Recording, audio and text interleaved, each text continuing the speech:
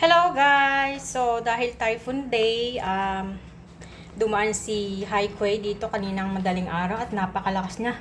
Daming nasira sa eastern part ng Taiwan, and then dito sa amin sa south, napakaraming nasira. Daming natumbang kahoy.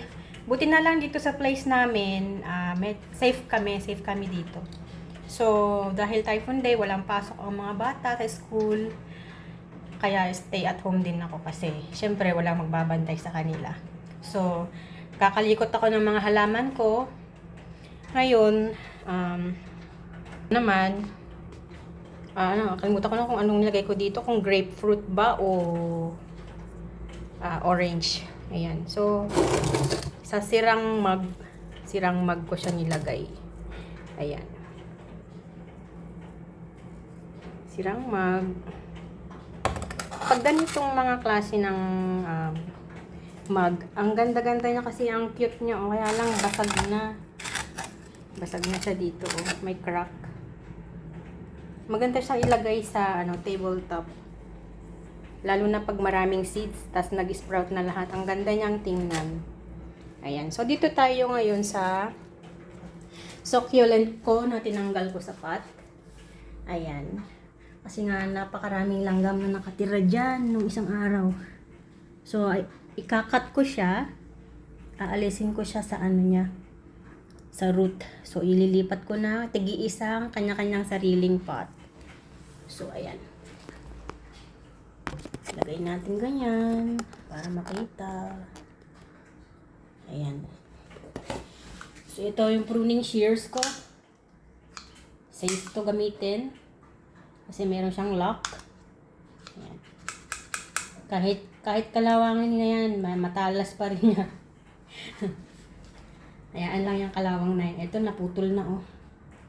Ayan. Natanggal na rin ang ibang dahon. So, ikakat ko lang siya. Kasi bulok na rin yung part na to.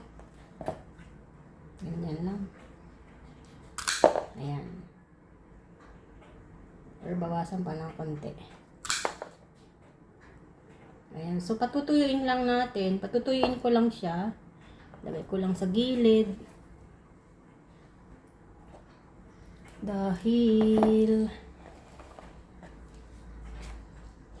adjust ko yung aking camera. Tingnan ko nga kung ano itsura niya sa ibaba. Dami niyang ugat kasi.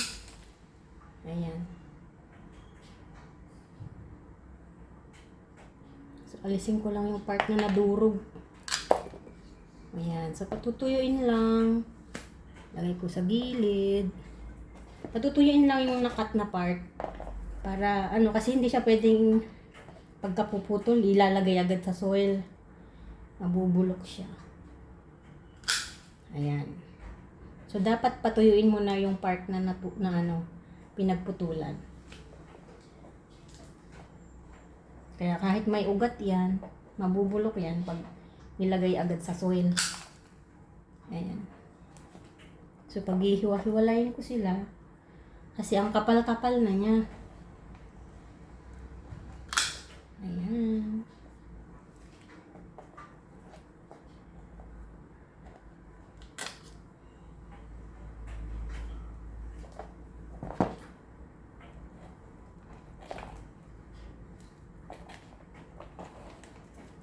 Nakakatuwa to. Ang bilis niyang paramihin.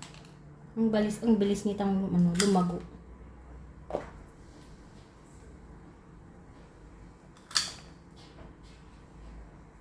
Ito, twins.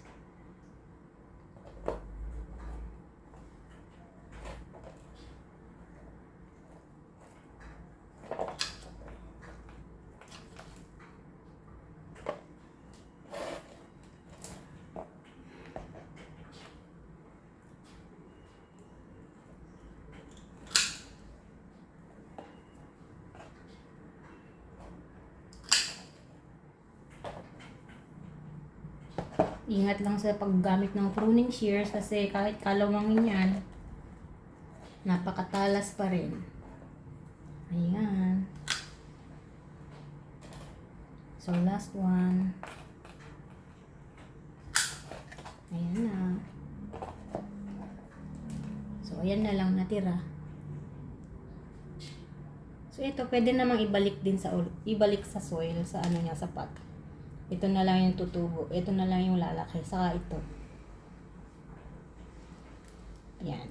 So, patutuyuin ko lang siya dyan. Hindi naman sila mamamatay. Kasi hindi naman sila agad natutuyo. Kahit ilang linggo siya dyan. Ilang araw siya dyan. Hindi yan agad natutuyuan. Kasi, ano yan eh. Succulent nga sila. May langgam pa rin, oh. Hindi sila umaalis. Ayan, ang aking succulent. So, hayaan ko lang sila hanggang matuyo yung pinagputulan and then lalagay ko sa kanya-kanyang paso.